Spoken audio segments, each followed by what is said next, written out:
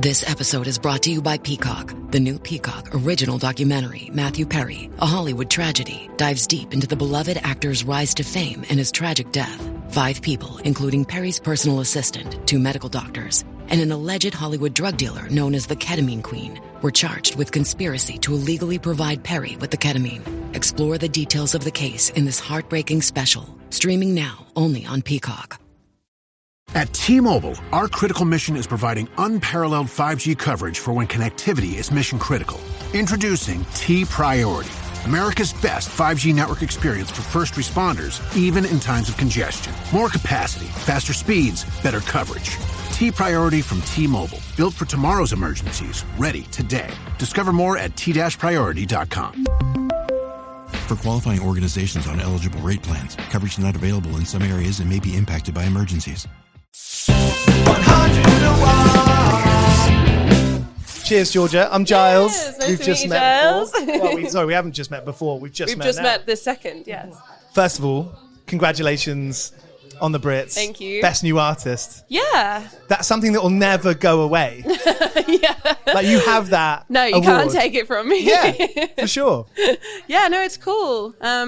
It's funny, like, I feel like people always say it takes 10 years to be a new artist, to get recognized as a new artist. And yeah, it kind of has taken a long time. But yeah, it feels good and got a Brit. So, and I'm not even British. I feel like I'm an imposter. So you're from Sydney.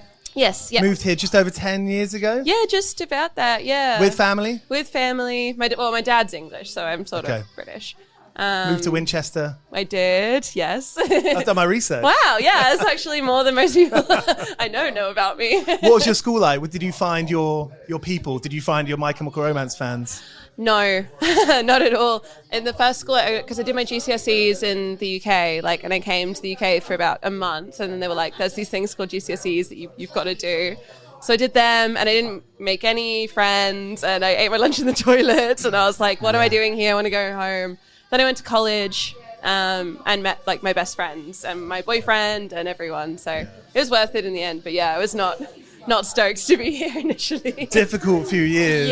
Yeah, exactly. I know that feeling of eating lunch in the toilet. Yeah, I was just like, I had a great group of friends and it was warm. Yeah. What am I doing? And then at college, was it music people?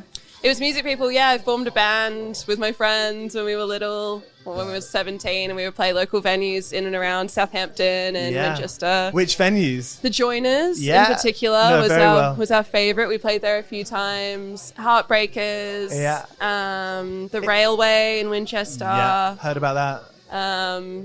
So there's enough out there. Yeah, there's heaps. Do you remember how you'd book them? Would you cold call people? We would do a lot of cold emailing, and then there was various sort of part-time promoter, sort of people who fancy themselves as gig promoters who would put on nights and stuff, and they actually did a good service. And good on them. We did that, yeah. I often found, and this isn't all promoters, but there is a bit of an ego thing that goes with being like, I am king shit of fuck mountain of this town. Yeah, exactly. And everyone has to be like, can we please play show? And they'll be like, look, well, if you play this gig on the Tuesday night, I'll maybe let you play the gig on the Saturday. Maybe I'll let you open for this band or whatever. Yeah, we did a lot of that. But it was the best. It was so fun. It was the best years of our lives. I often think I did the same thing with my teenage band, and after that, there's no way I could go back to doing something normal. Yeah. Because once I'd got paid 50 quid or 100 quid from playing a gig, I'm like, why would I do anything ever again? Yeah, which I mean, I did go on to do loads of other things, but it was a good feeling, really good feeling. What were some of the first bands you supported? What were some of those memorable gigs at the Joiners or elsewhere? So there was this local band called Tankus the Henge. Okay. And they were really weird and sort of quite theatrical and very I don't know, the guy who's called Jazz DeLorean, the front man, and he would dance on top of a grand piano, and there was there's only the Joiners, but they'd bring haze and all kinds of shit. Yeah. I thought he was the coolest. I probably still think he is. But then one time we opened for a band called the Moon Landings, whose Fat White Family's side project thing, at a venue called the Wedgwood Rooms in Portsmouth. Yeah. And that was like the biggest deal of our lives. We were going crazy. I burned a CD of our demos to give to. Yes. I was like, and what happened? Did you get it in their hands? Oh yeah, we got it in their hands, but then we went home and found out that had burned it onto a DVD, so none of it worked. I was so fucking embarrassed. It's on a DVD. Almost worth it for the story. We're close. Do you know what? It's all these characters that you may never ever meet again.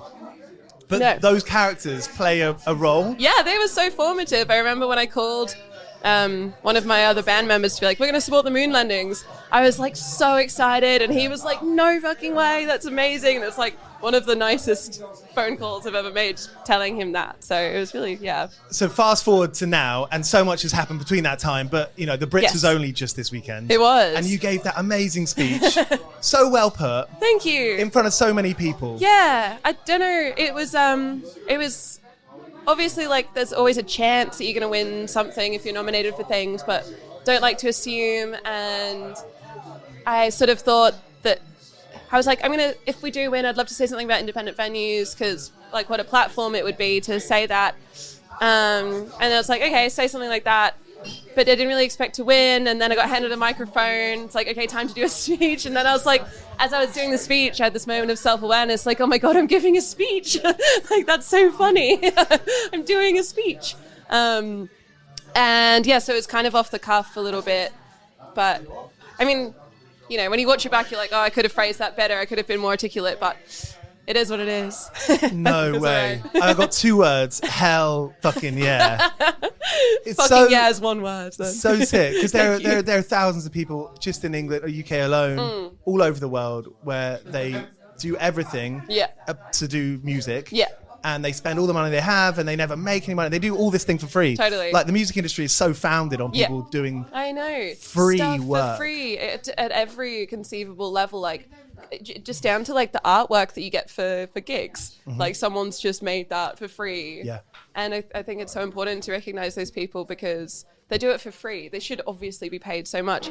But now people are outsourcing computers to do it for free instead. So it's like, what's the point of anything? I think some people, myself included, when AI came around in that conversation, I did think, well, what does it affect me? Yeah. What it affects everything is the short answer. Yeah. So it's really scary. And I kind of wanted, you only have so long to do a Brit speech. I could have gone on for so long, just like, fuck AI, like, don't replace us or whatever. But so did you not chat about it? How does it work in that? How does it work with you? With your crew, with the last dinner party? Yeah. Do you talk? Were you like, okay, I'm going to do this or you're going to do this? Yeah. In those kind of scenarios? We were like, oh, if we win, I was like, I'd love to say something about independent venues. And then me and Abby were going to sort of share the speech and she was going to do the thank yous, whatever. And then I was going to do the please support independent venues, all you music industry fucks. And then like 2 seconds before we got the award, Abby was like, babes, would you mind doing the speech? Because she was really ill. And you couldn't tell, but she was really ill. And I was like, yep, no dramas. I would love to do the speech. And then I sat down at the table and I was like, fuck, gotta do the speech.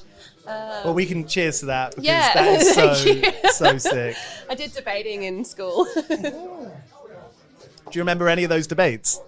Oh, it was just about like, should we have school uniform or not? It's very, very impassioned. Like, no. I got told off at school all the time. You weren't supposed to wear. It was like non-dress code, but dress code. Yeah, and so you were like, you were supposed to wear like leather shoes, but not trainers. I was always getting in trouble. Yeah. When I moved to the UK, I thought it was so crazy because the school that I went to, it was like just a shit state school. In Winchester. In Winchester, yeah. Shout out Shit State School. Shout out Shit State School in Winchester. You know which one you are. I think they probably did a news story about you yesterday. Oh my God. Like, ex-pupil. Oh my God. Yeah, they did. They did. And they called me shy. They said she was like known, ex-Winchester school student, wins Brit Award, blah, blah, blah. I was in the Hampshire Chronicle. Has been described as shy. And like, do you know who said that? No one has ever said that. Let's find them. Me. Yeah, who said that? Yeah, that journalist, unprofessional. Outing the journalist. Yeah. Unprofessionalism. So when you finished school, you're playing in bands. Did you have like the bug?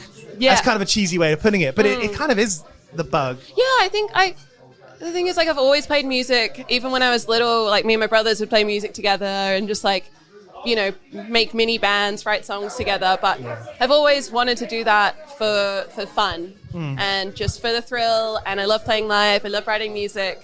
I love listening, like everything about it, love. Never, ever considered it to be a viable career option, obviously, because for so many it isn't. I feel like I'm one of the 0.01% of people who are lucky enough to do it for a living. More people should be able to do it for a living. More people should be able to. And I think this is one of the things that is really nuanced about saying, large venues should contribute back into the small venue gig economy because they're the future headliners of festivals, they're the future sellouts of the O2.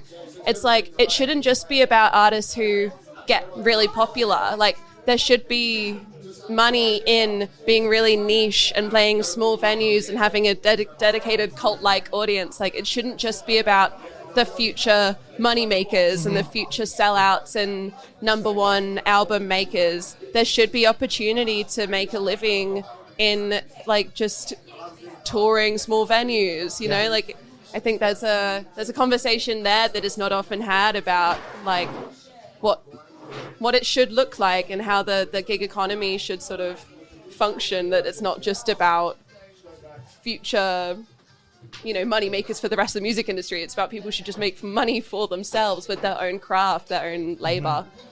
I often think about the way that if you said, I'm a session band guitarist, people, I feel like they're, at least the upbringing I had, which I think is pretty regular upbringing in the UK on the outskirts of London, the people I was surrounded by would probably be like, you're a joke. They'd probably laugh. They'd totally. take the mick out of you. Yeah, and I think that's so crazy. And also, I remember I was applying to get a new flat 2 years ago, and I would put musician on my tenancy application and just constantly get rejected. And I think that's why, because then when I put self-employed, which I technically am, accepted right away. They're obviously not taking musicians seriously, and I am technically self-employed, business owner in a way. So what's the answer to that? And I don't think there's any really way of asking this question full on without basically saying, how do you save music?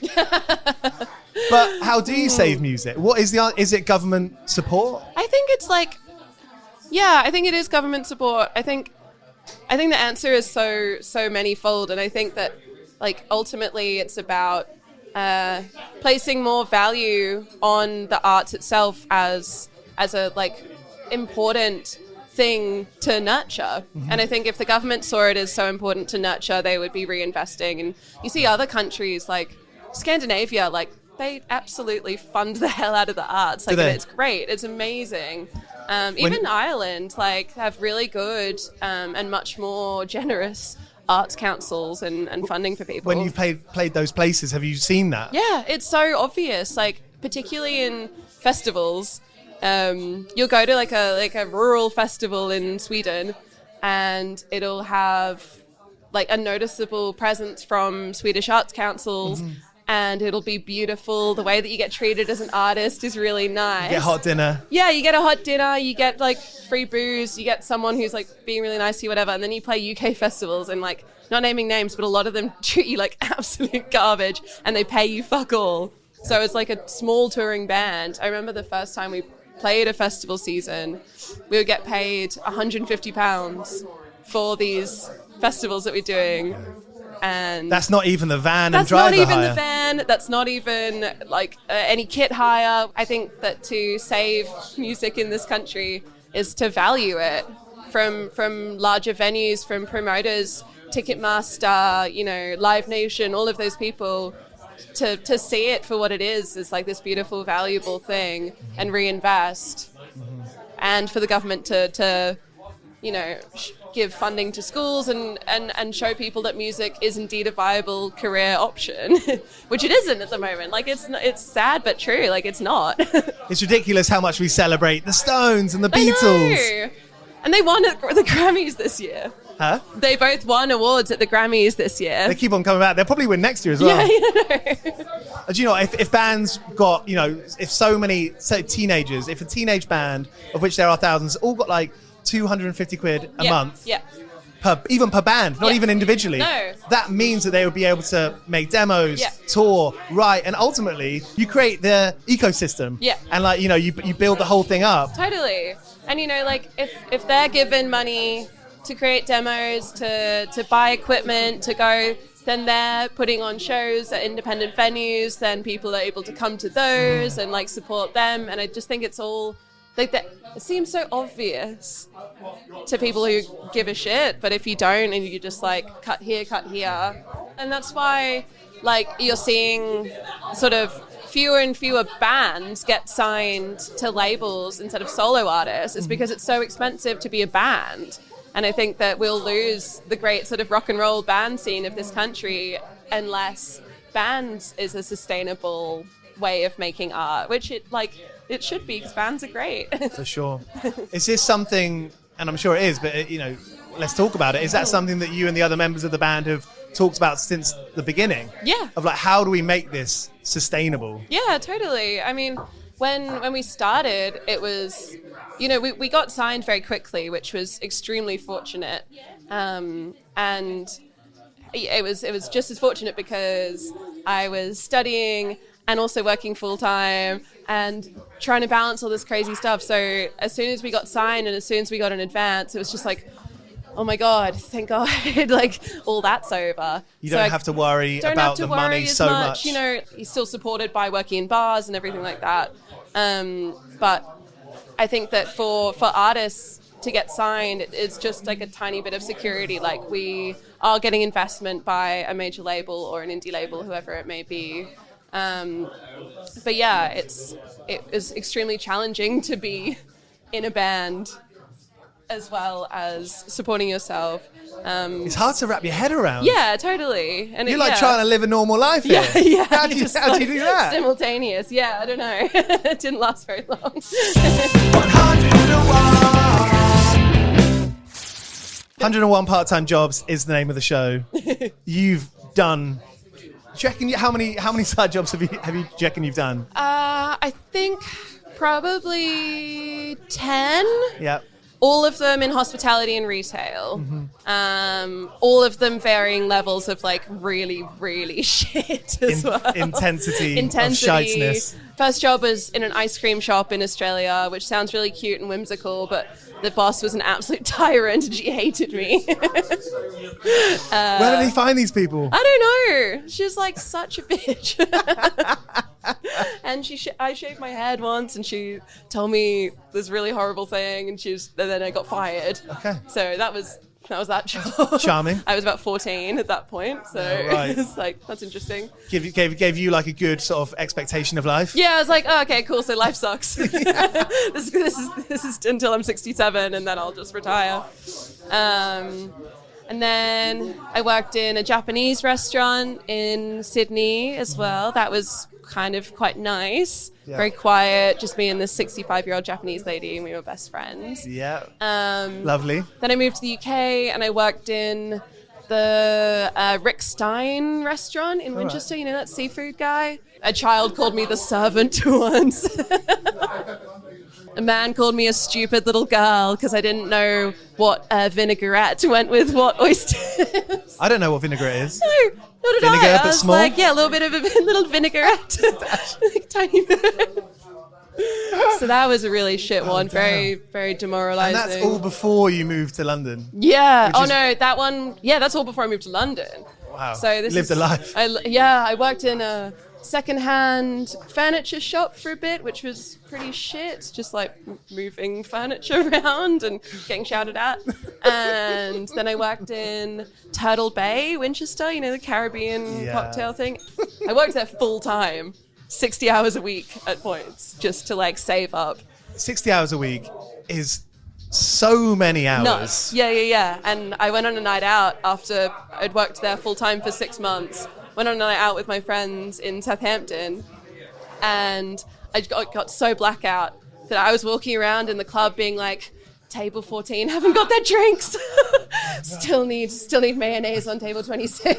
It's like fully psycho. Like fever dreams. Like fully fever dream. My friend was like, oh my God, you're just like absolutely lost it. It's like, like fork on the left, like it's like really bad. Oh man! And then I moved to London, got some more jobs, got a record deal. Here we are. You must have learned so much in the last 3-4 years. Yeah, I never set out to do this, so you have to sort of teach yourself a lot about how the industry works in a very short amount of time. When we first got some label industry interest in us, I was like, you know, because that's everything you've ever wanted as a musician person who, you know, has grown up loving music. The fact that, like, you know, oh my God, Island Records is interested, Atlantic Records is interested, that in my inbox being like, do you want a record deal, kid?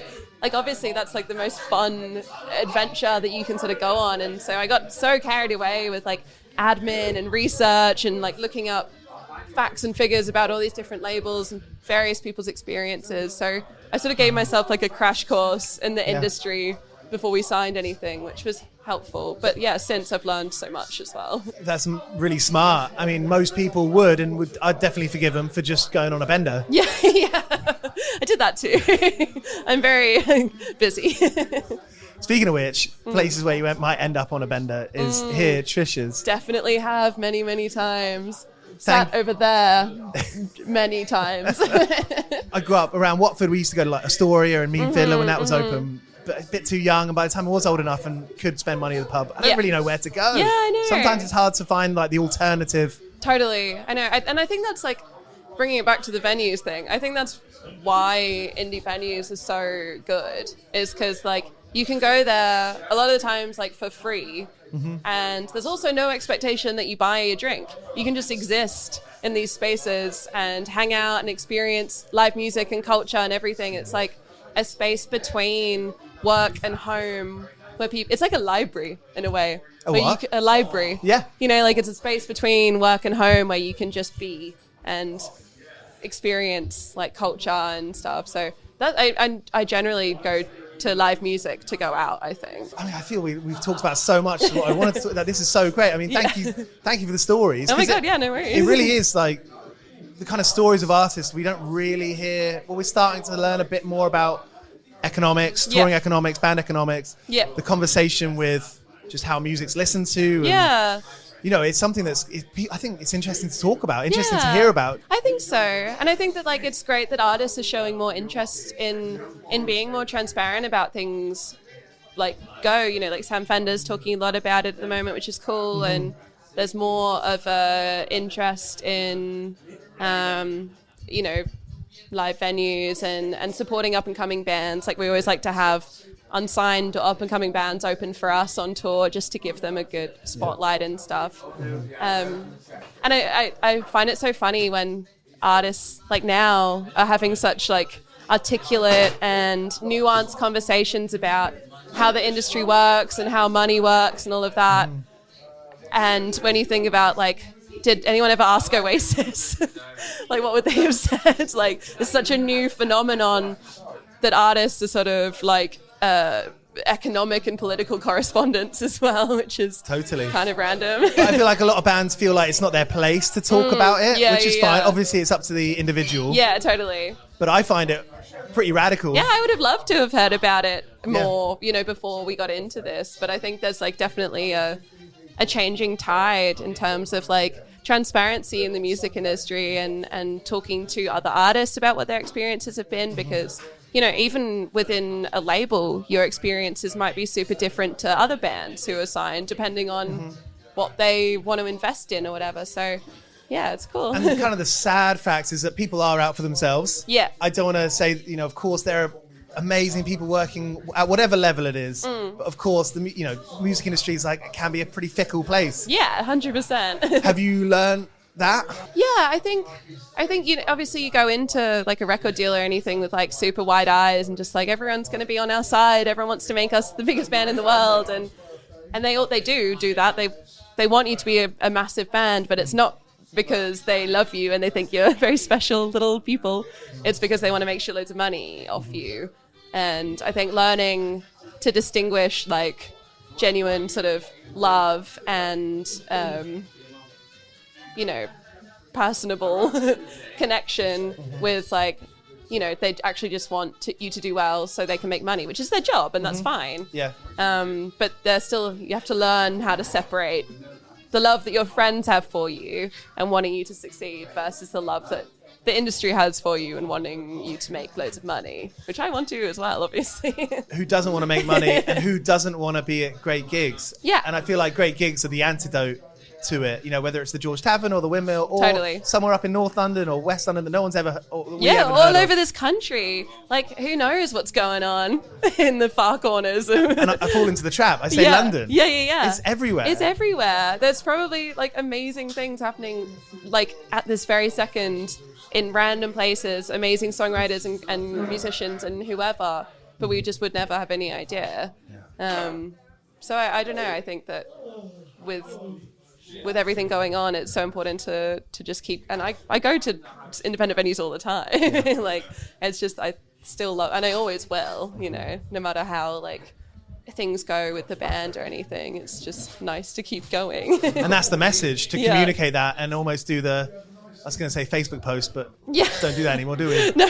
You say, hey, if you want to do something tonight, come with me to the gig. Or, invite people out, tell people around you. Yeah, we should flyer for gigs again. I got a flyer today. Did you? Yeah. That's okay, great. It's happening. Have you had any mentors? People who have been in the game, people who've been playing music for a long time, who've been there to speak with you. I know you spoke with Elton John. Yeah, we have at one point. We had a Zoom with him, which was very interesting.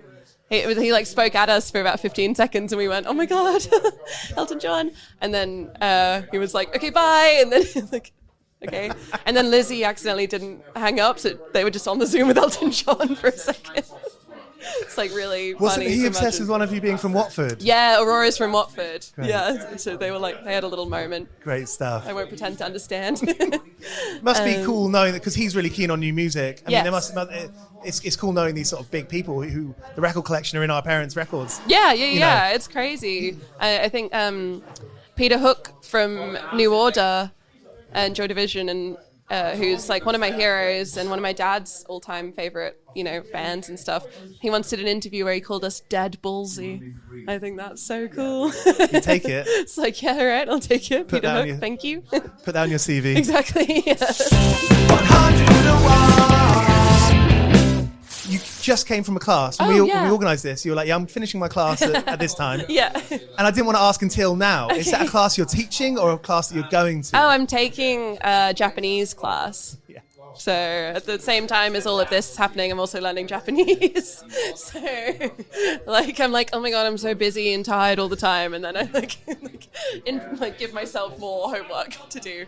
Making an album, doing the Brit Awards, taking a Japanese class every week. It's like, excellent. Yeah. How are you coming along with it? Good. Yeah, we're touring in Japan in April.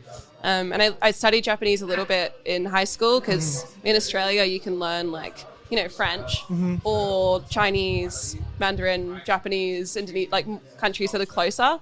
So I did Japanese for a bit and then picked it back up when we sort of started playing there. And it's nice to just be able to talk to fans because it's kind of interesting, but it's going well. And doing classes is very Colin Firth. I know. I feel quite chic, just just going out of my class to Trisha's, because it's the extra. It's a few steps beyond Duolingo. It's a little bit. You're dedicated. I'm actually physically going to a place to talk to a Japanese lady for an hour and a half. Sit with strangers. Yeah. No, it's actually just me and her. Is it? Yeah. Great. Do you speak in English, or is it all? It's a bit of both. Yeah, the Japanese is fairly simple at this stage. Yeah. Good on you. But she watched the Brit Awards. It was really cute. Did she? Yeah, she brought me a little bag of chocolates to say congratulations. I was like, arigato. What's the arigato?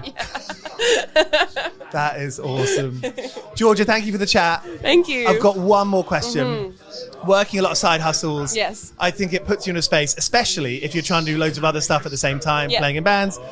You're going to get to work late. You're going to fuck it up. Yep. You're going to screw the pooch, yep, as they say, probably some places. I don't know where screw the pooch came from, but... I have never had that in my life. Okay. Now you'll end up saying it. But I can understand, yeah.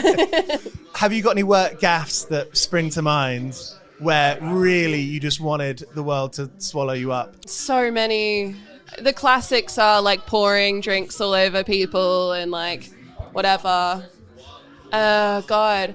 When I was working at that antique furniture place, it was like lots of little pitches where people could set up their stalls and sort of thing and whatever. And someone asked like, where could I find sofas or whatever?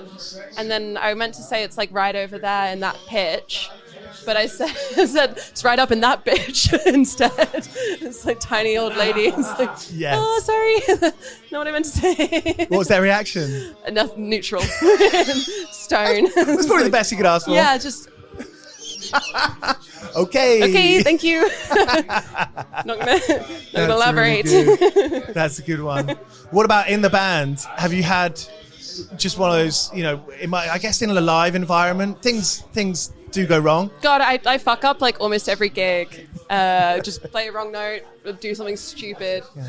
At Reading Festival once we got asked to DJ at like midnight and we played at like 3:30 in the afternoon. So after that I started getting really, really wasted like instantly, and I was drinking heavily until midnight, and then tour manager was like, okay, now it's time for you to DJ. It's like, I'm not a DJ, I've never DJed. So my plan was just to like dance around, and we got like shown the DJ booths or whatever, and there was someone DJing at the time, and I just went like, what's that do? And stopped the whole thing. It's like, and then I got in so much trouble and I got escorted off stage, and I was like absolutely trashed. They could be damned. Yeah. It's fine. That's survive. I thought it was funny. Georgia, thanks so much. Thank you. It's nice to meet you. Nice to meet you. Cheers for watching. This is 101 Part-Time Jobs. You can find us on Apple, Spotify, and all podcast apps. We've done interviews with Aurora, Kneecap, Idols, Lauren Maybury of Churches, and loads more. So tap into 101 Part-Time Jobs on Spotify, Apple, and all podcast apps.